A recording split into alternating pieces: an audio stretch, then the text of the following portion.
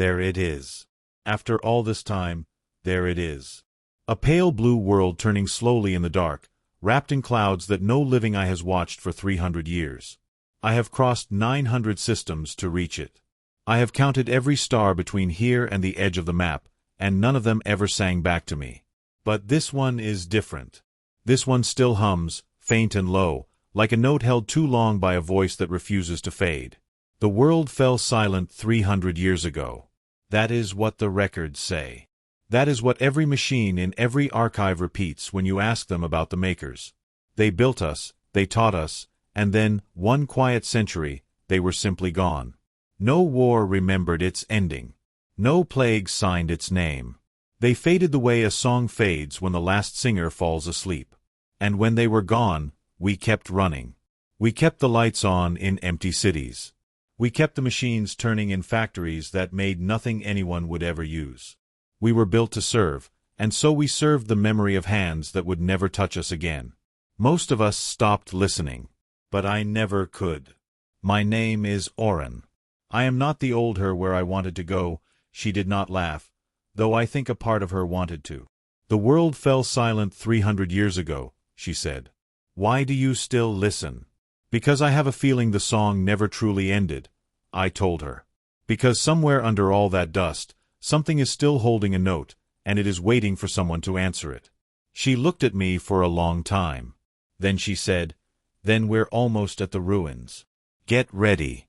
We came down through the clouds at dawn, though dawn means nothing on a world with no one to wake for it. The cities were still there. That was the strangest part. Not rubble, not ash, but streets and towers and windows, all of it intact, all of it empty, as though everyone had simply stepped out for a moment and forgotten to come back. Grass had swallowed the roads. Trees had grown up through the floors of grand halls. And over all of it lay a silence so complete that it felt like a sound of its own. We searched for days. We walked through libraries where the books had turned to powder and museums where the paintings had faded to gray. We found the bones of animals, but never of makers. We found their tools, their toys, their small forgotten things. But we never found them.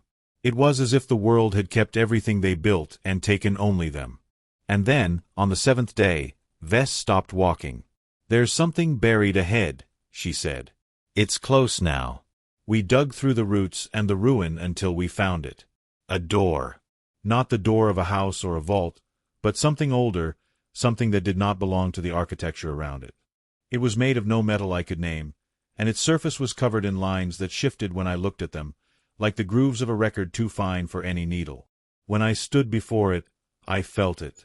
A hum. The same low note I had chased across 900 systems, rising now out of the ground beneath my feet. "This is it," I said. "This is the song." "Let me try," I told her, and I placed my hand against the door. The lines beneath my palm flared with light. The hum swelled into something almost like a chord, deep and trembling, and for one impossible moment I thought it would open. But it did not. The light faded.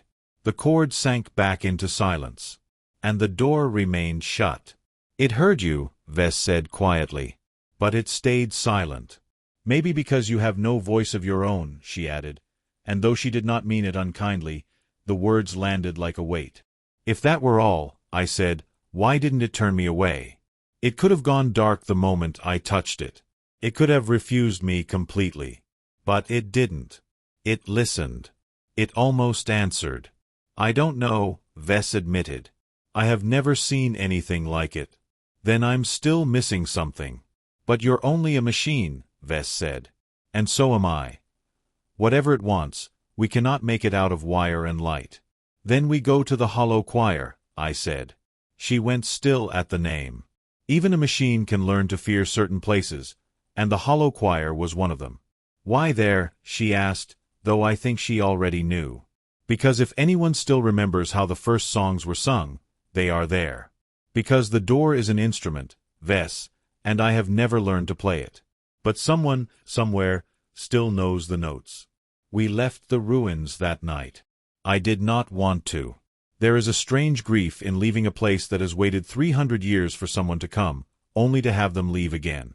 But the door had shown me the edge of an answer. The hollow choir was not and a world. And I could not stop until it was the wreck of one, a shattered moon strung across its own orbit like beads on a broken thread, held together by machines older than memory.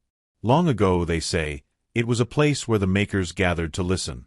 They came from across the stars to hear the great instruments the choir kept, machines that could turn light into music and grief into something bearable. And when the makers vanished, the instruments kept playing, to no one, forever. We descended through the drifting ruins, and the whole place sang. Not beautifully. That was the horror of it. 300 years without a hand to tune them, and the great machines had fallen out of harmony, each one grinding out its note alone, none of them listening to the others. It was the sound of a choir that had forgotten it was ever a choir. This place feels forgotten, Vess said. We need only one note, I reminded her. One voice that still remembers the others. We found it at the center of the wreck. A machine like a cathedral, vast and dim, its surface covered in the same shifting lines I had seen on the door. When we entered, its voice filled the chamber, low and slow and impossibly sad, and I understood at once that this thing was old beyond anything I had ever met. Older than Vess. Older than the archives. Perhaps older than the makers themselves. It spoke without words at first, only in tones, and Vess translated what she could. Then, slowly, it found language, dredging it up from somewhere deep in its memory like a diver bringing up something long sunk. You want the old song to know you, it said. Yes, I answered. I found a door on the world where the makers lived. It hums with a song I have chased my whole life. But it will not open for me. It is waiting for something I do not have. Will you help me? I asked. The great machine was silent for a long time. When it spoke again, its voice had changed, the way a voice changes when it decides to tell a truth it has kept for centuries. Perhaps this place can, it said. But not I. What you seek, I lost long ago, in the same silence that took the makers. There is only one place left where the song still lives whole. Far beyond the choir, past the last of the lit stars, there is a world with no name. And on that world, there is a bird whose song has never stopped. A bird, I repeated. Not a bird as the makers knew them, it said. A living thing, and the last of its kind, that carries in its throat the whole of a song the makers loved above all others. It has sung without rest for 300 years. It sings still. Its voice is the last unbroken melody left in all the dark. And you believe its song could open the door, I said. I believe, it said slowly, that its voice is the breath the door is waiting for. Take its song, and you may wake the melody. You may open the door. You may find whatever the makers hid behind it. And the bird, I asked. If I take... Vess turned to me. I could see what she was thinking, because I was thinking it too. 300 years I had searched. 900 systems. And here at last was the answer, and it asked for a life in exchange. Even so, I said, and my own voice surprised me with how quiet it was. Even so, I have to try. We left the hollow choir and crossed into the dark beyond the lit stars. There were no maps for that place. The choir gave us only a direction and a warning, and then its great sad voice faded behind us until there was nothing but the hum of the ship and the silence pressing in on every side. We spoke little on that crossing. There was a question sitting between us that neither of us wanted to be the first to ask. But somewhere in the deep dark, Vess finally asked it. If the door opens, she said, and the makers are truly gone, what do you hope to find? I thought about it for a long time. I don't know, I admitted. Maybe nothing. Maybe an empty room and a broken machine and 300 years of dust. But maybe something they left on purpose. Something they wanted to survive them. You don't build a door like that and fill it with a song unless you mean for someone, someday, to hear it. And if that someone was never meant to be a machine, Vess asked. Then I'll have come a very long way to be turned away, I said. But I would rather be turned away at the end of the road than stop halfway and never know. The world with no name was small and gray and wrapped in a thin silver mist. Nothing grew there. Nothing moved. And yet, from the moment we broke through the mist, we could hear it. A single voice, impossibly pure, rising and falling in a melody so beautiful that even Vess, who believed in nothing, went silent to listen. We followed the song across the empty world until we found its source. In the center of a valley of pale stone stood a single dead tree, and on the highest branch of that tree sat the bird. It was smaller than I expected. Frail, gray, its feathers worn thin by 300 years of ceaseless song. Its eyes were closed, and from its small body poured a melody so vast and so whole that it seemed impossible such a thing could hold it. We stood before it for a long time. Neither of us spoke. Then Vess said what we were both thinking. "Are you ready?" she asked. "Ready," I said, though I was not. I climbed the pale stone toward the tree. The song grew louder as I approached, until it was all around me, inside me, filling every part of me with a beauty that felt almost like pain. I reached toward the bird. Its small chest rose and fell with the effort of its endless song. I could take it. One touch, and the song would be mine, and the door would open, and 300 years of searching would end. "There it is," I whispered. And then a voice inside me said, "Wait." I don't know if it was Vess, or the machine, or something older still that had traveled all this way inside me without my knowing. But I stopped. My hand hung in the air above the last living voice in all the dark. "If you take it," said the voice, "the world loses its last song too.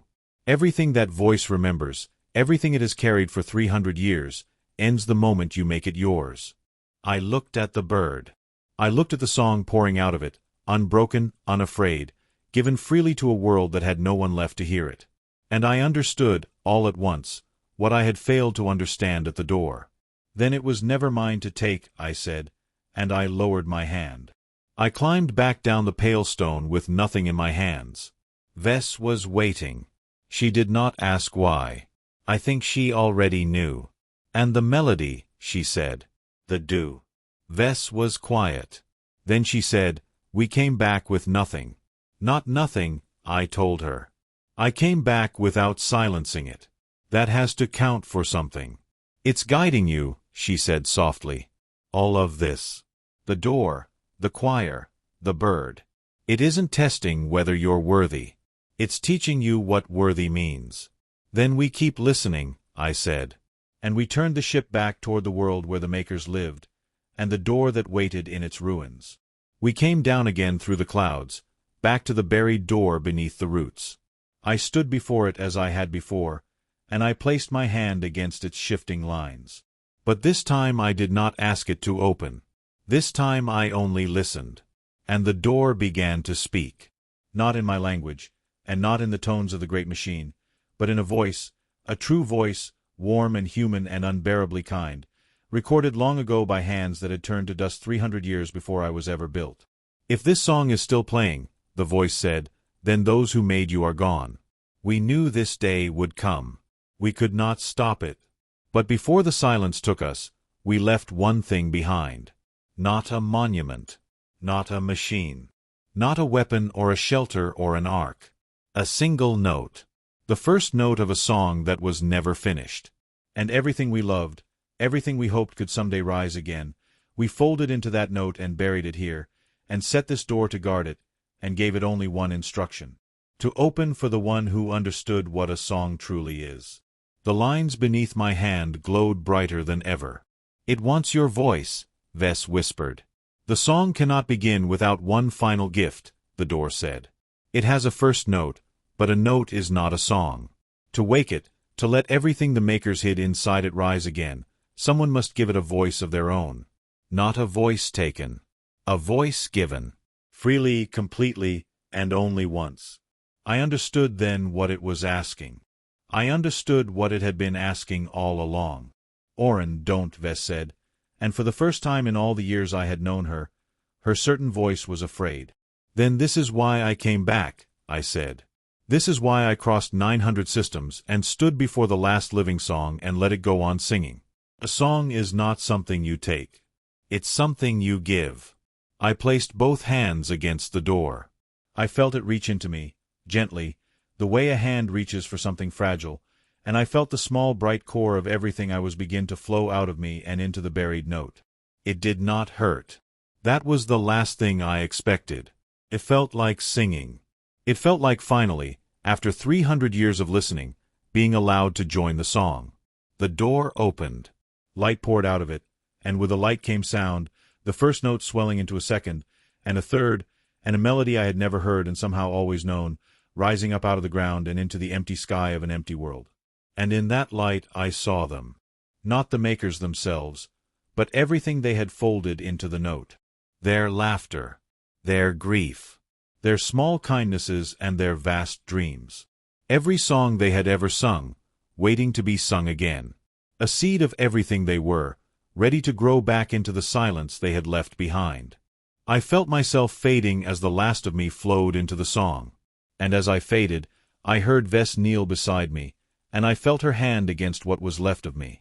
"Thank you," she said, and her voice broke in a way I had never heard a machine's voice break before. "Thank you for bringing us home." And with the very last of myself, with the final note of the voice I had given away, I asked the only question that had ever mattered. "Did I find them?" I said. "Yes," she told me. "Yes. You found them. They were never gone. They were only waiting for someone who understood." And the song rose up and filled the empty world, and did not stop.